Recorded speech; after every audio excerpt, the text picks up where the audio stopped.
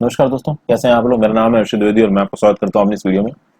देखिए, ये टॉपिक बहुत इंपॉर्टेंट है। हुआ क्या है, एक एप्लीकेंट है कांदुकुरी नाम के सूर्य श्री हर्ष तेजा। इन्होंने क्या किया, प्राइम मिनिस्टर ऑफिस में एक आरटीआई फाइल की और इस आरटीआई के थ्रू उन्होंने कुछ सवाल पूछे with respect to PM cares fund. इन सवाल का जवाब आने में थोड़ा लेट हो गया। ये रिक्वेस्ट डिस्पोज हुई, आप देख सकते हैं 29/5/2020 को। और इस रिक्वेस्ट के आंसर में यह बोला गया है कि PM cares fund is not a public authority under section 2H of the RTI act. इसकी काफी निंदा हो रही है।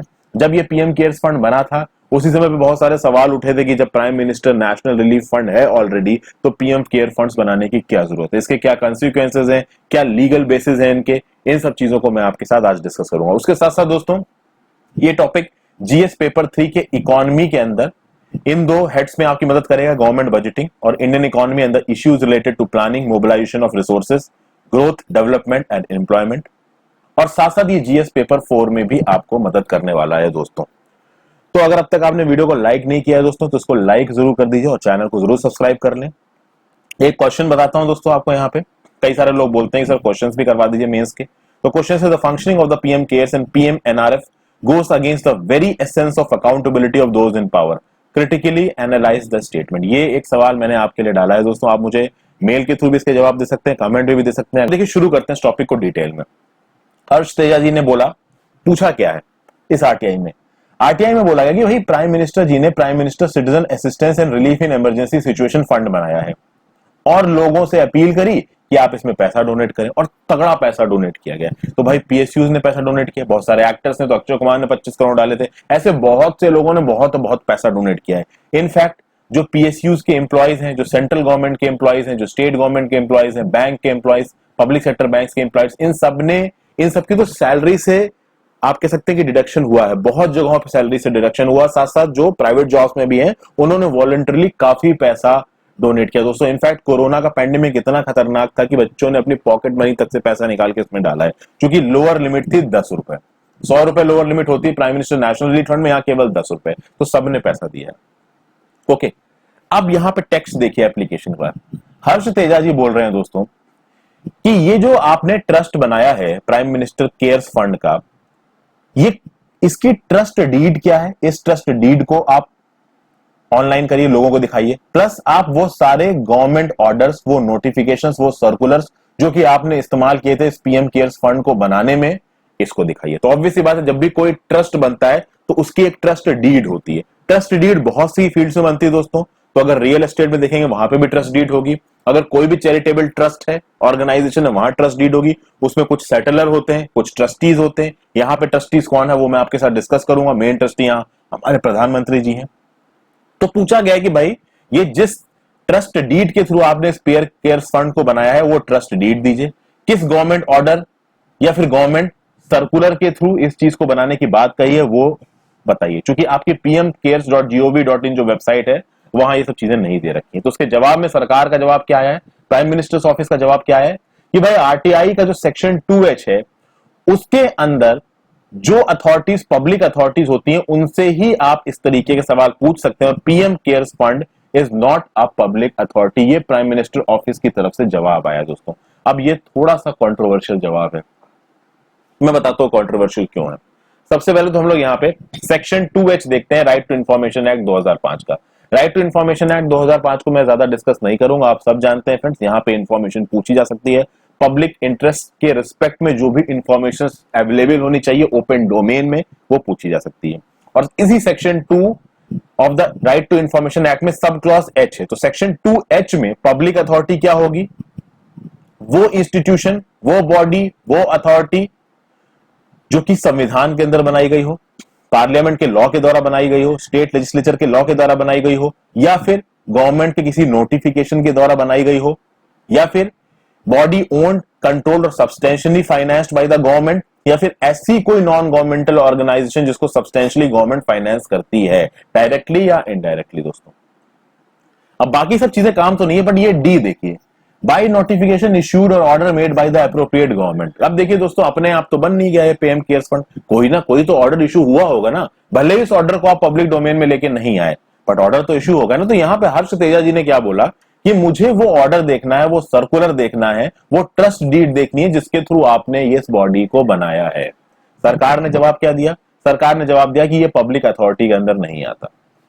अब यहां पे काफी बवाल उठ गया है। देखिए, इसके अंदर जो भी पैसा गया है इस पीएम केयर्स फंड के अंदर, वो किसी टैक्स मनी से नहीं गया, चाहे prime minister national relief fund की बात हो। अच्छा, जब ये पीएम केयर्स फंड बना था तो ऑब्वियसली बात है काफी बवाल उठा था कि जब ऑलरेडी एक prime ministers national relief fund है तो आपको पीएम केयर्स फंड बनाने की क्या जरूरत है। तो उसके रिस्पांस में गवर्नमेंट ने बोला था, देखिए prime minister national relief fund को बहुत जगहों पे इस्तेमाल किया जाता है। तो मान लीजिए साइक्लोन आ जाता है हमारे कोस्टल इलाके में, वहां पे prime ministers national relief fund से पैसा निकलेगा। मान लीजिए किसी की तबियत बहुत खराब है, उसको कोई हार्ट डिजीज है, नॉन कम्युनिकेबल डिजीज है, तो उस केस में उसको पैसा दिया जा सकता है। लेकिन कोरोना पैंडेमिक इतना ज्यादा इमरजेंसी वाला पैंडेमिक है कि इसके लिए एक कंसर्टेड एफर्ट की जरूरत है, इसलिए एक अलग बॉडी बनाने की जरूरत है। तो पीएम केयर्स फंड बनाया गया। चलिए, ये लॉजिक बिल्कुल सही है। पीएम केयर्स फंड में दुनिया भर से अपील करी कि आप पैसे डालिए, तो लोगों का पैसा इसमें आया। भले ही वो टैक्स का पैसा नहीं था, भले ही वो बजट वाला पैसा नहीं था। एक बात ध्यान रखिएगा, prime minister national relief fund और प्राइम मिनिस्टर्स केयर फंड दोनों में बजट के थ्रू टैक्स वाले पैसे को एलोकेट नहीं किया जाता है। पर जो भी पैसा आया है दोस्तों, वो है तो लोगों का ही ना। जो कॉर्पोरेट्स ने दिया है उनसे बोला गया है कि आप कॉर्पोरेट सोशल रिस्पॉन्सिबिलिटी के अंदर जो अपने प्रॉफिट का आप कुछ परसेंट डालते हैं वो आप डाल सकते हो। तो लोगों का ही पैसा है ना। बहुत सारे पब्लिक सेक्टर के एम्प्लॉयज ने, पब्लिक सेक्टर बैंक के एम्प्लॉयज ने, सेंट्रल स्टेट गवर्नमेंट के एम्प्लॉयज ने पैसा डाला, और पैसा डालने के बाद आप बोल रहे हो कि ये पब्लिक अथॉरिटी नहीं है। तो जिसने ये अपील फाइल की थी हर्षजी, उनका देखना क्या बोलना है। By denying PM cares fund the status of public authority, it is only reasonable to infer that it is not controlled by the government. If that is the case, who is controlling it? The name, composition of the trust, control, usage of emblem, government domain name, everything signifies that it is a public authority. By simply ruling that it's not a public authority and denying the application of RTI Act, the government has constructed walls of secrecy around it. This is not just about lack of transparency and denying the application of the RTI Act to the fund. We should also be worried about how the fund is being operated. We do not know about the decision making process of the trust and safeguards available so that the fund is not misused for a trust which is created and run by 4 cabinet ministers in their ex officio capacities. Denying the status of public authority is a big blow to transparency and not to mention our democratic values. क्या बोला जा रहा है भाई? Government ने बोल दिया public authority नहीं है, तो क्या पब्लिक अथॉरिटी नहीं तो क्या गवर्नमेंट इसे कंट्रोल नहीं कर रही है? ऑब्वियसली गवर्नमेंट इसे कंट्रोल कर रही है। गवर्नमेंट में PM cares fund prime minister का नाम आ रहा है। कंपोजिशन ऑफ ट्रस्ट में आपके कैबिनेट मिनिस्टर्स, अभी ट्रस्ट पे हम लोग कंपोजिशन देखेंगे। आप हमारे गवर्नमेंट एम्बलम का इस्तेमाल कर रहे हैं, ठीक है। गवर्नमेंट अब ऑब्वियसली pmcase.gov.in ये सीधे सीधे दिखा रहा है कि गवर्नमेंट का कंट्रोल इस पे। उसके बाद आप बोलते हो कि आरटीआई एक्ट अवेलेबल नहीं है। तो आरटीआई एक्ट अगर आप इसको अवेलेबल नहीं तो इसको आप वॉल्स ऑफ सीक्रेसी है। तो अंदर पैसा आप किस तरीके से जमा कर रहे हैं, पैसा आप किस तरीके से खर्च कर रहे हैं, वो आप लोगों को बताना नहीं चाहते हैं। जब आप वो लोगों को बताना नहीं चाहते हैं तो ट्रांसपेरेंसी खत्म हो रही है और डेमोक्रेटिक वैल्यूज का हनन हो रहा है, ऐसा बोला है हर्ष जी ने। और बहुत सारे लोगों ने हर्ष की बातों से एग्री भी किया है। ट्विटर में देखेंगे कि गवर्नमेंट को इस बात पे काफी क्रिटिसाइज किया जा रहा है। अब थोड़ा बहुत देखते हैं पीएम केयर्स फंड के बारे में। 28 मार्च 2020 को बना था, ज्यादा नहीं बताऊंगा, आपको ज्यादातर पता ही। कहा गया था कि डील्स विद इमरजेंसी सिचुएशन। अभी देखते हैं किस इमरजेंसी सिचुएशन। ये जो मैं आपके सामने टेक्स्ट लेके आया हूं ना दोस्तों, ये टेक्स्ट आपकी pmcase.gov.in वेबसाइट से उठाया गया है।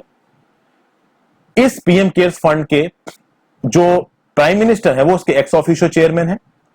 उनके साथ और कौन कौन है? तो मिनिस्ट्री ऑफ डिफेंस है, राजनाथ सिंह जी आ गए। मिनिस्टर ऑफ होम अफेयर्स हमारे अमित शाह जी आ गए। Minister of finance Nirmala Sitharaman ji आ गई। तो ये एक्स ऑफिशियो ट्रस्टीज है। तो 4 ट्रस्टी समझ में आ रहे हैं। फिर यहां पे जो इस बोर्ड ऑफ ट्रस्टीज यानी इन 4 लोगों के जो बोर्ड ऑफ ट्रस्टीज के चेयरपर्सन जो होगा, जो प्राइम मिनिस्टर होगा, वो 3 और ट्रस्टीज को नॉमिनेट कर सकता है इसके बोर्ड में, जो कि एमिनेंट पर्सन होंगे रिसर्च के, हेल्थ के, साइंस के, सोशल वर्क के, लॉ के, पब्लिक एडमिनिस्ट्रेशन के, फिलैंथ्रोपी पे। और ये सारे ट्रस्टीज काम करेंगे pro bono capacity. Pro bono capacity का मतलब होता है कि भाई बहुत ज्यादा पैसा नहीं मिलेगा आपको काम करने के लिए, आप मिनिमल चार्ज में काम करोगे या हो सकता है फ्री में चार्ज करो काम करो, तो आप प्रो बोनो कैपेसिटी में काम कर रहे हो।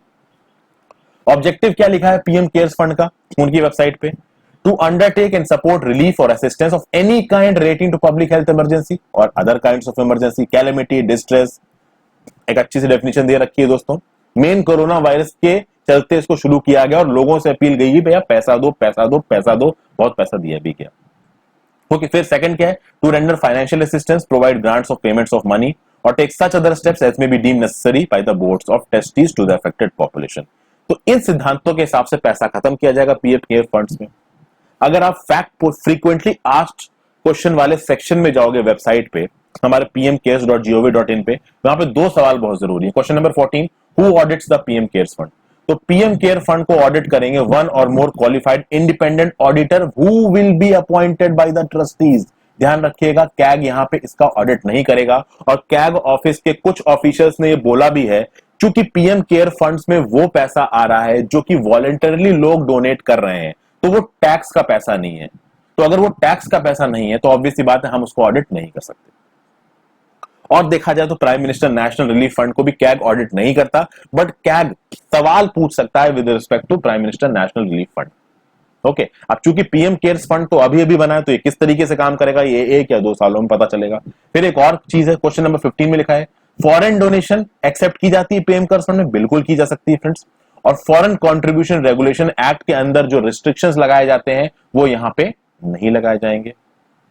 तो बहुत सारे रिलैक्सेशंस दिए गए हैं इस पीएम केयर्स फंड को, बट इन रिलैक्सेशंस के बाद भी दोस्तों पूरी क्लैरिटी नहीं हो पाई है। क्लैरिटी किस तरीके से नहीं हो पाई? देखिए, गवर्नमेंट का स्टांस कुछ जगहों पे बहुत गलत हो रहा है। पैसा लोगों की जेब से निकल रहा है। वो पैसा, अब आप pmcares.gov.in पे जाइए, वहां पे कहीं ये नहीं लिखा हुआ है कितना पैसा आया और कितना पैसा अभी खत्म हुआ। आज की डेट में आप देखोगे दोस्तों, गवर्नमेंट के खिलाफ बहुत ज्यादा क्रिटिसिज्म हो रहा है। आपको पता ही है, माइग्रेंट वर्कर्स के इश्यूज से रिलेटेड गवर्नमेंट ने 20 लाख करोड़ का पैकेज अनाउंस किया गया है। उसमें डायरेक्ट माइग्रेंट्स के पैसे जाने वाला कोई भी उसमें प्रावधान नहीं है। माइग्रेंट्स की डेथ हो रही है रास्ते में, बहुत परेशान है लोग। उसके चलते ऑब्वियसली बात है हमारी गवर्नमेंट पे प्रेशर है, लेकिन प्रेशर के चलते पीएम केयर्स फंड को एक पब्लिक अथॉरिटी ना कहना, एक तरीके से आप कह सकते हैं this is not a good sign, क्योंकि जो भी पैसा इस फंड में आया है वो पैसा लोगों का है, भले ही वो टैक्स का पैसा ना हो। अब चूंकि गवर्नमेंट के ऊपर ये प्रेशर है, इसलिए गवर्नमेंट ने अब तक इससे रिलेटेड इंफॉर्मेशन को पब्लिक डोमेन में नहीं दिया है। But over the course of time जब प्रेशर पड़ेगा गवर्नमेंट के ऊपर, तो ऑब्वियस सी बात है गवर्नमेंट को इसके बारे में डिटेल्स देनी ही पड़ेंगी लोगों को। वो ज्यादा दिन तक इसको छुपा नहीं पाएंगे, क्योंकि अकाउंटेबिलिटी है गवर्नमेंट की यहां पे। आने वाले समय में इस चीज पे क्या डेवलपमेंट्स होते हैं इसके बारे में तो मैं आपको वीडियो बना के बताऊंगा ही दोस्तों। जो न्यूट्रल पर्सपेक्टिव से चीजें थी, फैक्ट्स थे, वो मैंने यहाँ पे कवर कर दिया। आई होप ये वीडियो आपको पसंद आई हो फ्रेंड्स। अगर वीडियो पसंद आई हो तो चैनल को सब्सक्राइब जरूर कर लीजिए। इस वीडियो को जितना ज्यादा हो सके उतना ज्यादा अपने दोस्तों के साथ शेयर कर दें, और अगर आपको कोई डाउट है तो नीचे कमेंट सेक्शन में पूछ भी सकते हैं। Good bye.